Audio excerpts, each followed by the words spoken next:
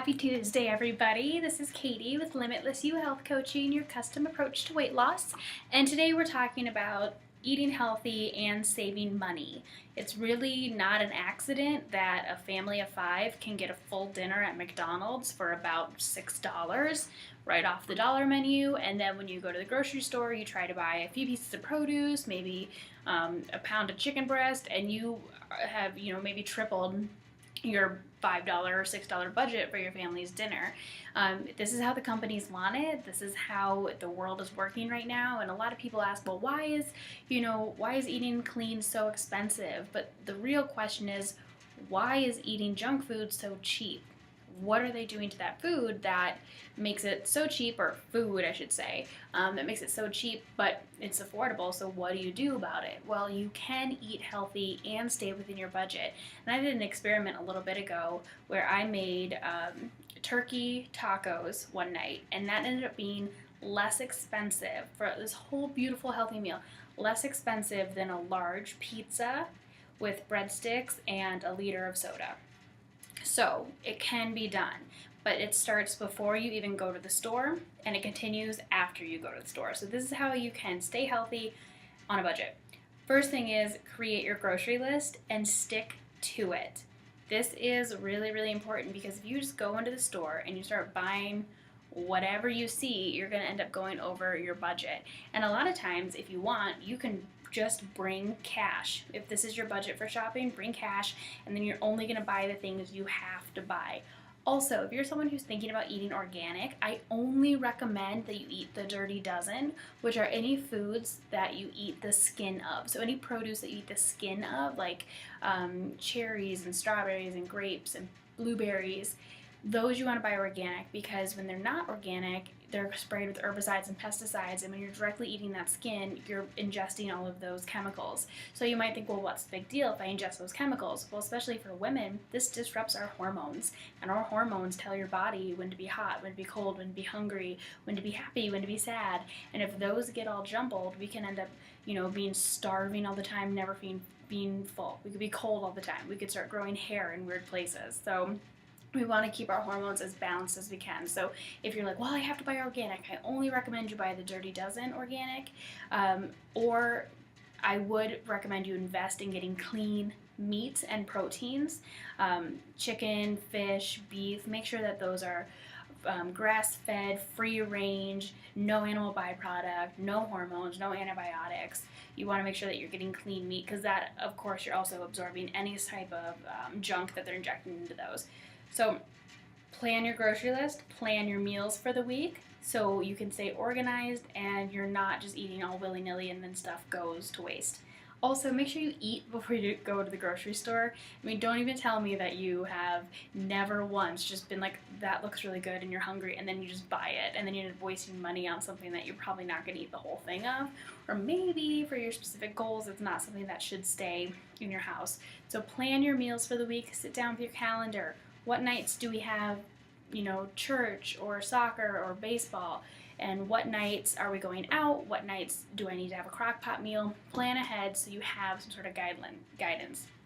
Once you're at the store, make sure you stick to your list. Duh, you want to stick to your list, but things sort of look good and you think, well, my friend was just telling me about this type of pasta. Maybe I'll just grab it. Do you have a plan for the food that's in your cart? If not, don't get it. It's going to end up going to waste. Also, buying in bulk. This is what saves you a ton of money. Your beans, pastas, rices, all your grains, buy all of these in bulk, because you're going to end up saving money, because they don't have to pay for all of the labeling and the packaging. So that is a huge one for you. Things like flour, any of your baking goods, quinoa, all of those. Also, you can save money on produce. If your family doesn't go through a lot of produce, buy it frozen. There's nothing worse than buying a bunch of fresh broccoli, nobody really eats it, and then you throw it away. That's why people think eating healthy is so expensive, is because you buy all this food and you don't do anything with it because nobody eats it. People are like, well, buying fresh is best. Yes, buying fresh produce is best, but eating some produce is better than no produce. So if you have to buy it frozen, go for it, that's fine. Also, if you're buying like avocados or apples, bananas, buy them in the bulk bags those end up being less expensive than buying them individually. So that's a great way to save as well. So you're going to stick to your budget. You're going to set a budget, stick to your budget, buy your produce frozen or buy it in the big bags.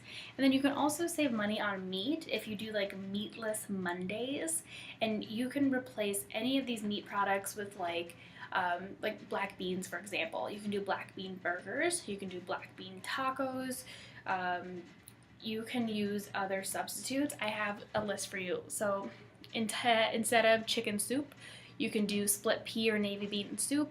Instead of pasta with meat sauce, you can do it with cannellini beans. Instead of hamburger, you can do black bean or veggie burgers. Instead of chopped bacon, you can do chopped nuts or sunflower seeds. Instead of turkey sandwich, try peanut butter or almond butter. Instead of chicken enchiladas, you can do bean burrito.